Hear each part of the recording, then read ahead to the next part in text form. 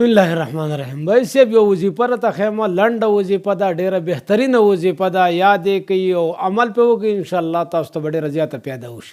داسې خویندې ورونه چې هغوی ته شک وي چې په موږ باندې جادو شوی دی یا موږ ته بد نظر لګېدلی. د بد نظر مطابق ویلی کېږي چې یاره بد نظر چې چا ته ولګي نو که دا څاروي ته ولګي نو څاروی کټۍ ته رسوي، که دا انسان ته ولګي نو انسان قبر ته رسوي. جادو زمونږ او ستاسو په خوږ پیغمبر حضرت محمد مصطفی صلی الله علیه وسلم باندې په بیر زروان کې جادو شوی او د هغو قصه واقعه په قرآن مجید کې شته. بای دا وظیفه داسې ده چې دې کې که تاسو ته بد نظر لګېدلی او که په تاسو باندې جادو شوي د دواړو نه به الله رب العزت نجات درکوي په ګارنټۍ سره. وظیفه څه په دې ډول باندې ده چې دا سورت اخلاص قل هو الله احد، دا سورت او سورت الفلق قل اعوذ برب الفلق او سورت الناس قل اعوذ برب الناس.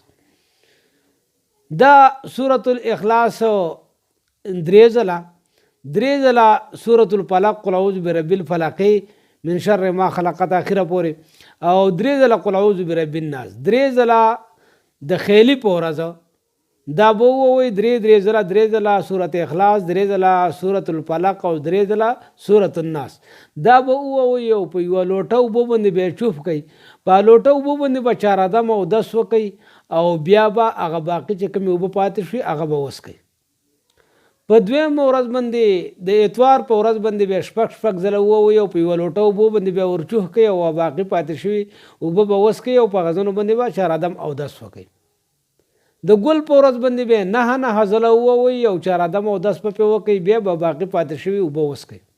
د سهشنبې په ورځ باندې به دا 12 ځله ووایي او بیا به 4 دم او 10 په وکوي، باقي پاتې شوي اوبه به وڅکوي.